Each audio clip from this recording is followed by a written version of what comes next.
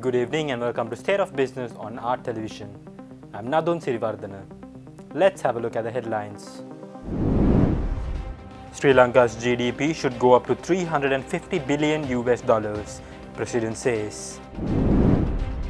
IMF urges Sri Lanka to continue spending restraint to meet primary balance objectives. News in detail. President Ranil Wickremesinghe said that the government plans to boost the gross domestic production up to 350 billion US dollars by the year 2050.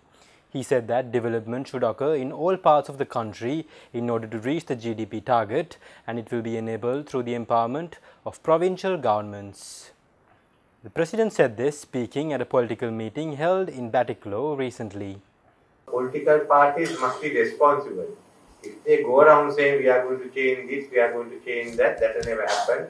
We are going to talk to the IMF. IMF foresee all these days. No one came and spoke to them except for me. They were waiting for other parties to come to speak to them, but no one came. Today our GDP is $85 billion. I want it by 2050, when most of us are not here, to be $350 billion. If we can do that, then we are doubling and doubling. Then we will have a very developed country and people will like to live. So as you go on, our situation improves. So this is what we are planning to do. Doing that, every province must now have to develop itself. We can't only have Western province developed. So I have spoken with the members of the SLPP, Provincial Council, they all say, give us full powers for development. We will have, I said, we will have 10 governments, 1 national government, 8 provincial governments. You all must develop it. We will give you the policies, we will give you the monies we can. You all develop, you can compete and develop also. But in the meantime, we also have separate plans for every province. And the reason we are giving more power to the Provincial Council is this. If you look at places like North Central, Eastern and Poor, they are far away from Colombo. It's not easy for you to get work done. So give them more power to do the work. Between Galle and Colombo, it's very easy. 2 hours you are here and there. Kurunegala and Colombo, you can do the same and can be, but not these areas.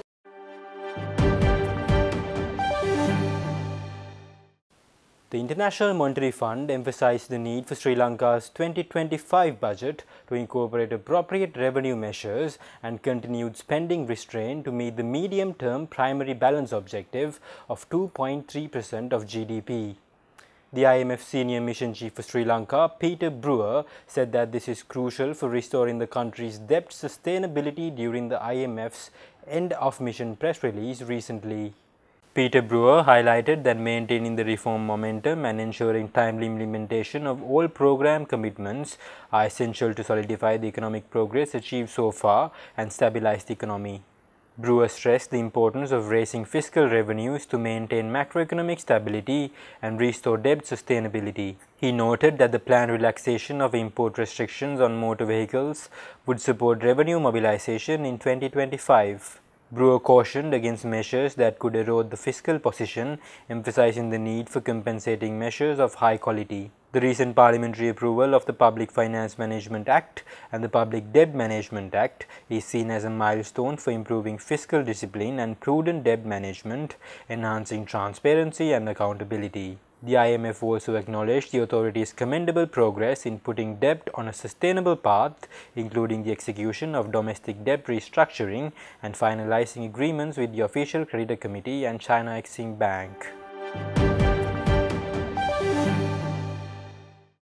Sri Lanka's insurance industry posted mixed performances in the first quarter of this year, despite achieving over 7% year-on-year growth in overall gross written premium, reaching over 78 billion rupees from 73 billion rupees last year. This data comes from the Insurance Regulatory Commission of Sri Lanka. The first quarter saw a GWP growth of over 5 billion rupees compared to the same period last year.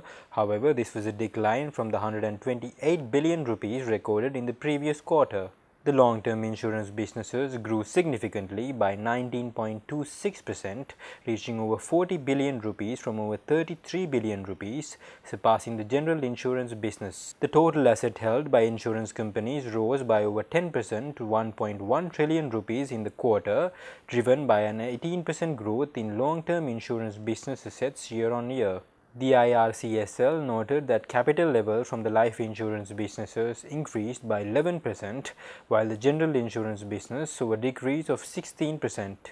The profit before tax for both long-term and general insurance businesses grew by over 35% to over 12 billion rupees. At the end of the first quarter, Sri Lanka had 29 insurance companies in operation, 15 in long-term life insurance businesses, 13 in general insurance business, and 1 as a composite company. Additionally, 78 insurance brokering companies were registered with the Commission, with their total assets rising by nearly 28% to over 13 billion rupees during the period.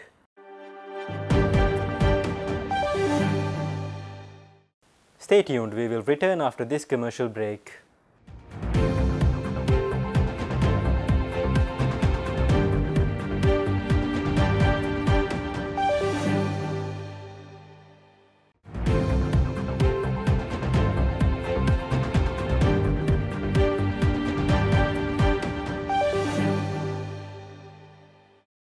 Welcome back.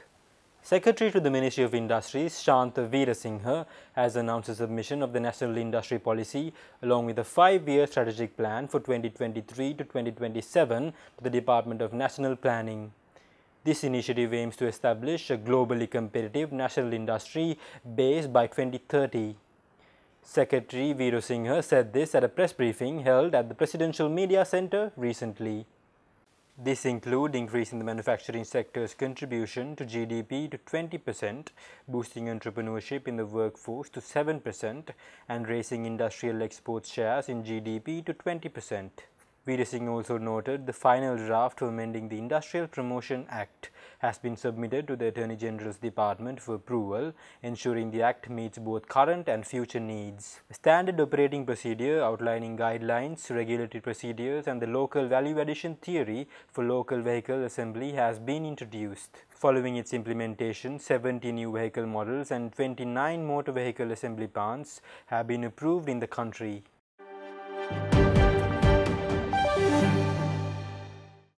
Speaking further at the press briefing, Secretary Shantha Veerasinghe also said that the ministry has introduced a registration system for manufacturing industries with 3,925 industries registered by June 2024. He said that industry registration is now available online, providing global access. Under the initiative to enhance leadership and entrepreneurship in small and medium-scale enterprises, the revolving fund loan scheme allocated 293 million rupees for 33 projects in 2022. The Secretary revealed plans are underway to set up a cinnamon-focused processing centre within the cinnamon-related industry park in Karandeniya. This centre will offer facilities for 100 cinnamon growers and suppliers, creating value addition opportunities and introducing their products to international markets. He further revealed the National Enterprise Development Authority is executing the Made in Sri Lanka Trade Fair program to provide market opportunities for micro-entrepreneurs. Key figures present at the press briefing included Chairman of the Industrial Development Board, Dr. Saranga Lahaperuma, Chairman of the National Gem and Jewellery Authority, Viraj De Silva.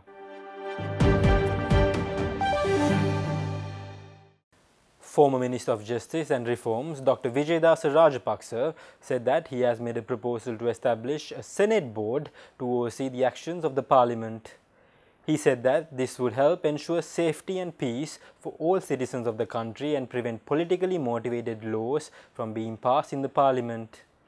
Former Minister Rajapaksa said this speaking at a meeting held in Colombo last week. මම අමාත්‍ය මණ්ඩලයට යෝජනා කරලා තිබෙනවා අපේ රටේ පාර්ලිමේන්තු ක්‍රමය තනි මණ්ඩල ක්‍රමයක් වෙනුවට ද්වි මණ්ඩල ක්‍රමයක් පාර්ලිමේන්තුවට උඩින් බුද්ධි මණ්ඩලයක් විදියට කටයුතු කරන සෙනෙට් සභාවක් නැත්නම් උත්තරීතර මණ්ඩලයක් අපිට අවශ්‍යයි. ඒ යෝජනා ඉදිරියේදී මම ක්‍රියාත්මක කරන්න බලාපොරොත්තු වෙනවා. ඒ තුලින් අපි බලාපොරොත්තු වන අරමුණු බොහොමයක් තියෙනවා. එකක් තමයි මේ රටේ සාමය සමගිය සෑම ජන කොට්ටාසයක්ම නියෝජනය වන ආකාරයට පාර්ලිමේන්තුවට උඩින් සිටින බුද්ධි මණ්ඩලයක් විදිහට සෙනට් මණ්ඩලයේ ක්‍රියා කිරීම හරහා ජාතික සමගිය තහවුරු කරනවා වගේම සියලු ජනතාවට සහතිකයක් දෙනවා. මේ රටේ ඒ උදවියගේ සුරක්ෂිතභාවය තහවුරු කරනවා කියලා. ඒකම පාර්ලිමේන්තුව විසින් දේශපාලන අභිලාෂයන් උදෙසා තමන්ගේ පැවැත්මට, පවුලේ පැවැත්මට, තාත්තගෙන් පුතාට උරුමය ලබා දෙන්න මේ ගෙනියන වැඩපිළිවෙළවල් සාර්ථක කරගන්න ගේන නීති මුළු රටටම අහිත කරයි. එවැනි අහිත කර වූ නීති පාර්ලිමේන්තුව තුළ සම්පාදනය කිරීම වළක්වා ගැනීමට සහ පාර්ලිමේන්තුවට ඉදිරිපත් කරන අනපනත් තුළ දෝෂ සහගත සහ රටට අහිත කර තැන් නිවැරදි කර ගැනීම සඳහා අපි ඒ මගින් බලාපොරොත්තු වෙනවා.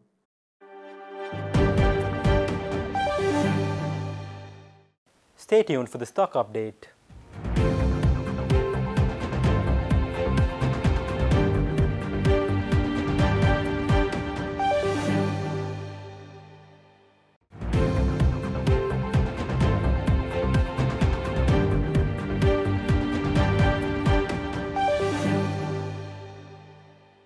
Trading at Colombo Stock Exchange ended on negative notes today. The all share price index dropped 191.01 points to close at 11,251.54, and the S&P SL20 dropped 75.77 points to close at 3,214.38. The turnover was 0.8 billion rupees and over 45 million shares were traded. Up next are forex rates.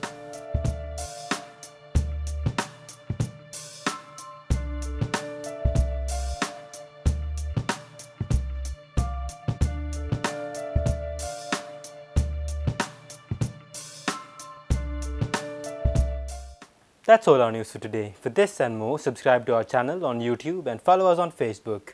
Take care and good night.